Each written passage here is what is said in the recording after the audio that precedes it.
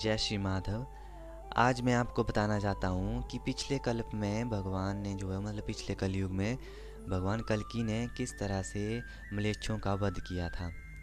तो सबसे पहले तो हमें ये पता होना चाहिए कि कौन सा कल्प चला हुआ है और कितने कल्प जो हैं वो बीत चुके हैं। तो 27 कल्प जो हैं वो पूरी तरह से बीत चुके हैं। एक कल्प में जो है वो 4 युग होते हैं, सतयुग, त्रेता, द्वापर और कलयुग। तो इसी तरह बीतते बीतते जो है वो 27 जो है वो कल्प बीत चुके हैं। और ये जो कल्प चला हुआ है, ये जो चला हुआ है, ये 28 वाला कल्प है, यानी कि ये भी बीत ही चुका है। अब कलयुग तो ये भी समाप्त हो ही चुका है भविष्य मलिका के आधार पर। 28 वाला कलयुग जो है वो पूरी तरह से समाप्त हो गया है, यानी कि जो 28 कलयुग चला है वो पूरी तरह से समाप्त हो चुका है। और हम सब का जन्म जो था वो संगम युग में ही हुआ है। ऐसा समझो आप 28 कल्प में ही हुआ है, यानी कि 28 कलयुग में ही हुआ है। अब 29 कल्प चलेगा, यानी कि 28 बार जो है अब कलयुग बीत चुके हैं। ये जो कलयुग चला हुआ था ना, ये 28 वाला कलयुग चला हुआ था। तो बात आती है कि 27 में जब कलयुग आया था कल्प में, तो उस टाइम जो है भगवान ने किस तरह से म्लेच्छों का वध किया था। तो भगवान ने पिछले कलयुग की बात करूँ मैं, तो उस टाइम जो भगवान का नाम था वो प्रौमित था। तो उन्होंने जंगल से स्टार्ट किया था। उन्होंने अश्व पर सवार हुए और वो उन्होंने हाथों में अपने खड्ग धारण की। और उसके बाद जो म्लेच्छ प्रकृति के लोग थे, मांसाहारी थे, दुराचारी थे, व्यभिचारी थे, अधर्मी थे, वो ना बंकरों में जाकर छुपे हुए थे।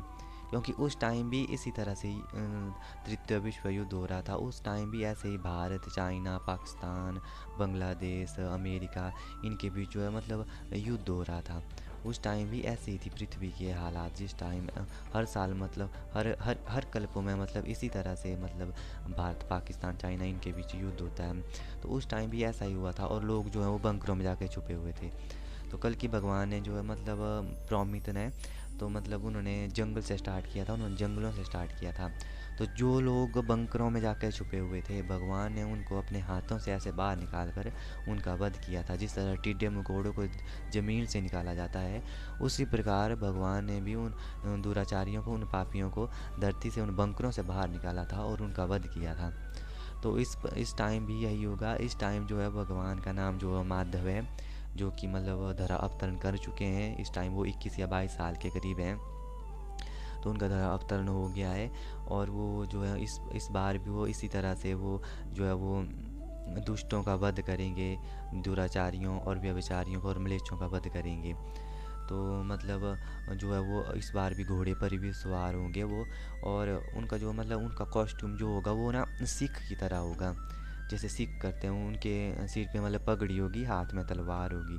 जैसे सिखों का पहनावा है, उसी प्रकार जो है वो वस्त्र धारण करेंगे। और उनका जो घोड़ा होता है वो एक साइड से सफ़ेद होता है, एक साइड से जो है वो काला होता है। और जो उनकी जो खड्ग होती है, जो तलवार होती है, वो होती है 12 हाथ, यानी कि 18 फीट की वो तलवार होती है। और जितना भी सिस्टम अभी है, जो इंटरनेट का है, जो भी एआई का है, जो भी साइंटिस्टों का जितना भी सिस्टम, सैटेलाइट हैं यूनिवर्स में, जो भी ब्रह्मांड में इस तरह हमने छोड़ रखी है, सारी की सारी सैटेलाइट जो है वो भगवान के कंट्रोल में है, सारी की सारी। तभी तो जब हम फ़ोन पे चेक करते हैं तो देखते हैं कि उन्होंने बोला होता है कि कल बारिश होगी, बट कल बारिश नहीं होती है, कल धूप होती है। जिस दिन धूप लगाई होती है उस दिन जो है वो वर्षा होती है। तो इस टाइम जो है पूरा का पूरा कंट्रोल जो है भगवान कल्कि के हाथ में है। इसमें सभी साइंटिस्ट फेल हो जाएंगे कि ये क्या हो रहा है, किस तरह की आपदाएं आ रही हैं, क्या हो रहा है। बल्कि कुछ लोग समझ नहीं पाएंगे और कुछ ही लोग समझ पाएंगे। तो ये जो है भगवान कल्कि की जो है एक लीला चली हुई है। 2025 29 मार्च से ये स्टार्ट होनी थी, क्योंकि भविष्य मलिका में लिखा था कि 29 मार्च 2025 को जब शनि जो है मीन राशि पर प्रवेश करेगा, उसी टाइम से जो है वो भगवान कल्कि की लीला जो है पूरी तरह से स्टार्ट हो जाएगी। तो यही वो कल की लीला स्टार्ट हो गई है। तो आपको जो है इसका बिल्कुल भगवान का साथ देना चाहिए और भगवान की कल्कि की लीला ही को इसको सम्मान देना चाहिए।